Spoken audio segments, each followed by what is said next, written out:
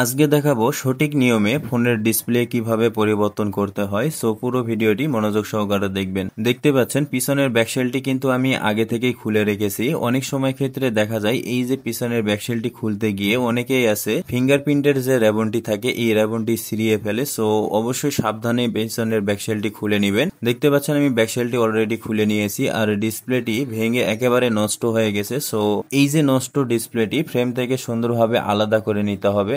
দেখতে পাচ্ছেন খুব সুন্দরভাবে কিন্তু ডিসপ্লেটি ফ্রেম থেকে আলাদা হয়ে গেছে। সো এবারে যে কাজটি করব অবশ্যই ভালোভাবে ফ্রেমটিকে ক্লিন করে নিতে হবে। অনেকেই আছে নতুন ডিসপ্লে লাগানোর পূর্বে ভালোভাবে ফ্রেমটি ক্লিন না করেই ডিসপ্লে লাগিয়ে দেয়। এতে দেখা যায় পরবর্তীতে ডিসপ্লের টাচ অ্যাকুরেট কাজ করে না কিংবা ফিনিশিং অ্যাকুরেট হয় না। আঠাগুলি উঠিয়ে নেবেন যাতে পুরাতন কোনো প্রকার আঠা না থাকে। যদি পুরাতন আঠা থাকে সেক্ষেত্রে পরবর্তীতে ডিসপ্লে অ্যাকুরেট বসবে না। আর খেয়াল রাখবেন সামনের ক্যামেরার মাঝে যেন কোনো প্রকারের দাগ না লাগে। সো দেখতে পাচ্ছেন সুন্দরভাবে আমি ফ্রেমটি ক্লিন করে নিয়েছি। এবারে পিছনের ব্যাটারিটিকে খুলে নিব। খুলে নিয়ে নতুন ডিসপ্লে লাগানোর পূর্বে অবশ্যই ফ্রেমে লাগিয়ে ভালোভাবে চেক করে নিতে হবে যে ডিসপ্লেটি অ্যাকুরেট ভাবে টাচে কাজ করে কিনা এবং গ্রাফিক্স কোয়ালিটি কিংবা কালার কোয়ালিটি সবকিছু ঠিকঠাক আছে কিনা। এন্ড আপনারা দেখতে পাচ্ছেন সুন্দরভাবে কিন্তু আমি ফ্রেমে লাগিয়ে নিয়েছি। এবার ফোনটাকে সুন্দরভাবে চালু করে নেব। চালু করে চেক করে দেখব যে ডিসপ্লেটি সুন্দরভাবে কাজ করে কিনা। এন্ড আপনারা দেখতেই পাচ্ছেন যে সুন্দরভাবে টাচটি কাজ করতেছে, এর মানে ভালো রয়েছে। সো আবারও ডিসপ্লেটি ফ্রেম থেকে আলাদা করে নিব। এবারে ভালোভাবে ফ্রেমটি ক্লিন করে নিয়েছি।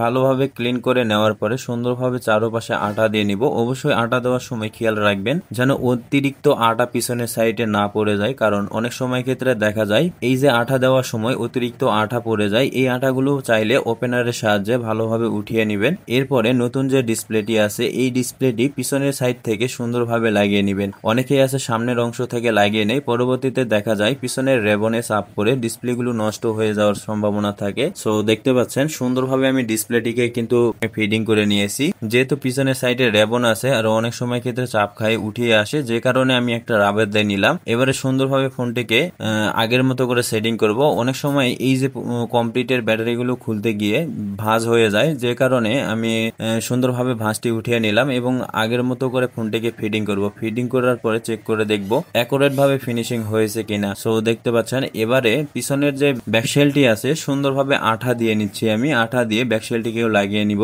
লাগিয়ে নেওয়ার পর ভালোভাবে রাবার করব। রাবার করার আগে অবশ্যই ভালোভাবে চেক করে দেখতে হবে অ্যাকুরেট ভাবে ফিনিশিং হয়েছে কিনা এবং টাচে অ্যাকুরেট ভাবে কাজ করতেছে কিনা। এন্ড আপনারা দেখতে পাচ্ছেন সুন্দরভাবে কিন্তু আমি রাবার করে নিচ্ছি। অনেকেই আছে 2টা রাবার ব্যবহার করে, আবার অনেকেই 6টা, আবার যার যেমন ইচ্ছা হয় তেমন ভাবেই কিন্তু রাবার ব্যবহার করে। সো দেখতে পাচ্ছেন টাচটি কিন্তু খুব সুন্দরভাবে কাজ করতেছে। সো এইরকম নিয়মিত ভিডিও পেতে অবশ্যই চ্যানেলটিকে সাবস্ক্রাইব করে রাখবেন। ধন্যবাদ।